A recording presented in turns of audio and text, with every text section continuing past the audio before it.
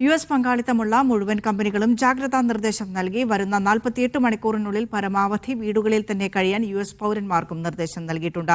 ഇറാനകത്തെ റോഡുകളും റെയിൽവേ സംവിധാനങ്ങളും ഇസ്രായേൽ തകർക്കുന്നതിനിടെ ഗൾഫിലെ ഗതാഗത മേഖലകളും ജാഗ്രതയിലാണ്. പെട്രോ കെമിക്കൽ മേഖലയിലും ഓയിൽ റിഫൈനറികളിലും തൽക്കാലത്തേക്ക് ജീവനക്കാരുടെ എണ്ണം കുറയ്ക്കാനും നിർദ്ദേശം നൽകിയിട്ടുണ്ട്.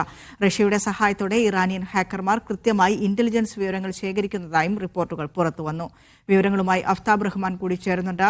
അഫ്താബ് റഹ്മാൻ, ഈ വരുന്ന 48 മണിക്കൂറുകൾ എന്ന് പറയുന്നത് നിർണായകം തന്നെയാണ്. ഇറാന്റെ നിലപാട് എന്താണ് എന്നുള്ളത് തന്നെയാണ് ശ്രദ്ധേയമായ കാര്യം. ഇറാൻ എന്ത് നിലപാടെടുക്കുന്നു? തങ്ങളുടെ റിഫൈനറിക്കെതിരെ ഈ ഗാർഗദ്വീപ് അടക്കമുള്ളവ ആക്രമിക്കപ്പെട്ടു കഴിഞ്ഞു. അതിൽ കൂടുതൽ വലിയ രീതിയിലേക്കുള്ള നാശനഷ്ടങ്ങളിലേക്ക് പോയാൽ ഗൾഫ് മേഖലയിലെ എണ്ണത്താവളങ്ങളിൽ വലിയ രീതിയിലുള്ള തിരിച്ചടികൾ തങ്ങളുടെ ഭാഗത്തുണ്ടാകുമെന്ന് ഇറാൻ നേരത്തെ തന്നെ വ്യക്തമാക്കിയതാണ്. അതാണ് ആശങ്കപ്പെടുത്തുന്ന ഒരു കാര്യവും.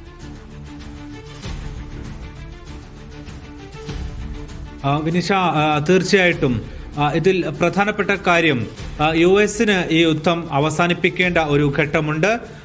പക്ഷെ ഇസ്രായേലിന് അങ്ങനെയല്ല. അതുകൊണ്ട് തന്നെ ഇസ്രായേൽ മുമ്പ് 12 ദിന യുദ്ധത്തിലേതുപോലെ തന്നെ ഏതെല്ലാം നിലക്ക് ഇത് നീട്ടിക്കൊണ്ടു പോകുവാൻ സാധിക്കുമോ അതിനുള്ള പണികൾ എടുക്കുമെന്ന് തന്നെയാണ് മാധ്യമങ്ങളെല്ലാം റിപ്പോർട്ട് ചെയ്യുന്നത്. നിലവിലിപ്പോൾ ഇറാനകത്തുള്ള നേരത്തെ MC സൂചിപ്പിച്ചതുപോലെ റെയിൽവേ പാലങ്ങൾ, അതിനു പുറമെ ഖാർഗ് ദ്വീപ് എന്നിങ്ങനെയുള്ള ആക്രമണം നടന്നിട്ടുണ്ട്. ഇതിന് തൊട്ടു പിന്നാലെ ഇന്നലെ രാത്രി മുതൽ ഗൾഫ് മേഖലയിലേക്ക്, പ്രത്യേകിച്ച് സൗദിയിലേക്ക് അടക്കം ഇന്നലെ 11ഓളം ബാലിസ്റ്റിക് മിസൈൽ ആക്രമണങ്ങൾ നടന്നിട്ടുണ്ട്. അതിൽ പലതും പെട്രോ കെമിക്കൽ മേഖലയിലാണ് അത് പ്രതിരോധിക്കുമ്പോൾ പതിച്ചത്. ഈ ഒരു ആശങ്ക ഗൾഫ് മേഖലയിൽ നിലനിൽക്കുന്നു. ഇന്നലെ രാത്രി ബഹ്റൈനെയും സൗദി അറേബ്യയും ബന്ധിപ്പിക്കുന്ന കോസ്വേ, പ്രധാനപ്പെട്ട പാലമാണ്, ഇത് അടച്ചിരുന്നു. അത് രാവിലെ തുറന്നു. ഇന്ന് രാത്രി വീണ്ടും ഇപ്പോൾ അത് അടച്ചിട്ടിരിക്കുകയാണ്. എന്ന് വെച്ചാൽ ഗൾഫ് രാജ്യങ്ങളൊന്നാകെ പ്രത്യേക ജാഗ്രതയിൽ തന്നെയാണ് നിലവിലുള്ളത്. ഇതിൽ തന്നെ ഗൾഫ് മേഖലയിൽ ഒന്നാകെയുള്ള റിഫൈനറികളിൽ, ഒപ്പം തന്നെ പെട്രോ കെമിക്കൽ മേഖലയിൽ ജീവനക്കാരുടെ എണ്ണം ഏറ്റവും പരിമിതമായ നിലയിലേക്ക് ചുരുക്കുവാൻ വേണ്ടി നേരത്തെ നിർദ്ദേശം നൽകിയിരുന്നു. അതിന്റെ അടിസ്ഥാനത്തിൽ മിക്ക ഇടങ്ങളും ഇവാക്യുവേറ്റ് ചെയ്യുന്ന ഒരു പ്രോസസ് ഇപ്പോൾ തുടരുന്നുണ്ട്. മാത്രവുമല്ല, സൗദി ഉൾപ്പെടെ കിഴക്കൻ പ്രവിശ്യയിലുള്ള വിവിധ കമ്പനികളിലും ജീവനക്കാർക്ക്, പ്രത്യേകിച്ച് US ബന്ധമുള്ള കമ്പനികളിലെ ജീവനക്കാർക്ക് ജാഗ്രതാ നിർദ്ദേശമുണ്ട്. ഇതിനു പുറമെ US പൗരന്മാർ പ്രത്യേകമായി താമസിക്കുന്ന ക്യാമ്പുകളുണ്ട്. അവിടെ അവരോട് പുറത്തിറങ്ങാതെ പരമാവധി സമയം അതിനകത്ത് തന്നെ കഴിയുവാനാണ് നൽകിയിരിക്കുന്ന നിർദ്ദേശം. ഈ തരത്തിൽ ഗൾഫിലുടനീളം ഇനിയുള്ള മണിക്കൂറുകളിൽ ഈ ജാഗ്രതാ നിർദ്ദേശം തുടരും. എല്ലാവരും പ്രതീക്ഷയോടെ ഉറ്റുനോക്കുന്നത് ഇന്നിപ്പോൾ വൈറ്റ് ഹൌസിന് മുമ്പാകെ എത്തിയിട്ടുള്ള ഇറാന്റെ പ്രതികരണമാണ്. അതിൽ തന്നെ ഈ വെടിനിർത്തലുമായി ബന്ധപ്പെട്ട് ഇറാൻ നൽകിയിരിക്കുന്ന പ്രതികരണങ്ങളിൽ അനുകൂലമായ ചില ഘടകങ്ങളുണ്ട്. പക്ഷെ അതിൽ വീണ്ടും അമെന്റ്മെന്റ് വേണമെന്നുള്ളത് വൈറ്റ് ഹൌസ് ആവശ്യപ്പെട്ടിട്ടുണ്ട്. ഇപ്പോൾ ഇറാന്റെ പ്രതികരണം എല്ലാവരും കാത്തിരിക്കുകയാണ്.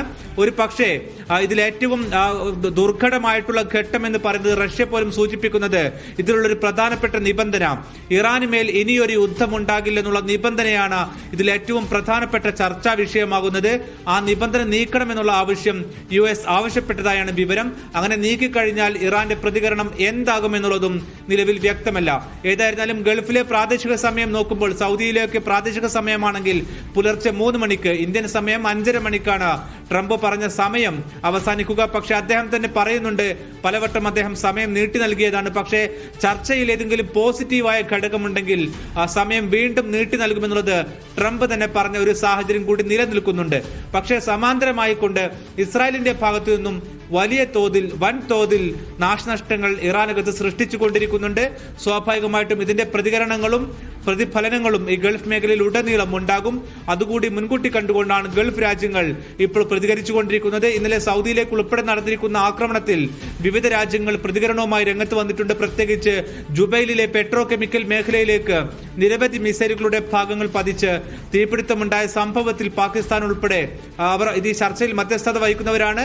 അവർ ഇസ്രായേൽ ഈ ചർച്ചയെ തകിടം മറിക്കുവാനാണ് ശ്രമിക്കുന്ന ഒരു ആരോപണമായി അവർ തന്നെ രംഗത്ത് വരികയും ചെയ്ത സാഹചര്യമുണ്ട്. ഏതായിരുന്നാലും ആശങ്കയുടെ മണിക്കൂറുകൾ തന്നെയാണ് ഗൾഫ് മേഖലയിൽ ഉള്ളത്. ഒപ്പം യുദ്ധം നീണ്ടുപോകുമോ എന്നുള്ളൊരു സാഹചര്യം കൂടി നിലവിലുണ്ട്. കാരണം ഈ ചർച്ച വീണ്ടും നീളുകയോ ട്രംപ് സമയം നീട്ടി നൽകുകയോ ചെയ്താൽ വീണ്ടും സമാനമായ സാഹചര്യം നിലനിൽക്കും. നിലവിൽ തന്നെ നിരവധി പേർക്ക് തൊഴിൽ നഷ്ടമുണ്ടായ സാഹചര്യം ഗൾഫ് മേഖലയിലുണ്ട്. ഇത് പെട്ടെന്ന് അവസാനിക്കണമെന്ന പ്രാർത്ഥനയിൽ തന്നെയാണ് ഗൾഫ് മേഖലയുള്ളത്.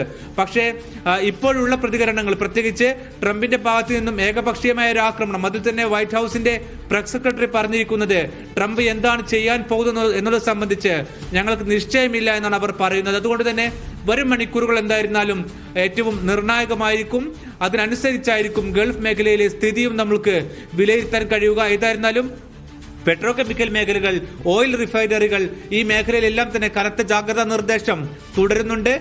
US എയർഫോഴ്സിന്റെ വിമാനങ്ങൾ ഗൾഫ് മേഖലയിൽ ഒന്നാകെ അവരുടെ നിരീക്ഷണ പറക്കൽ തുടരുന്ന സാഹചര്യമുണ്ട്. ഒപ്പം പ്രതിരോധിക്കുന്ന സാഹചര്യമുണ്ട്. എങ്കിൽ പോലും ചിലതെല്ലാം അവ മറികടന്നുകൊണ്ട് മുന്നോട്ട് പോകുന്ന ഒരു സ്ഥിതിവിശേഷം കൂടി നിലവിലുണ്ട്. വിനിഷ.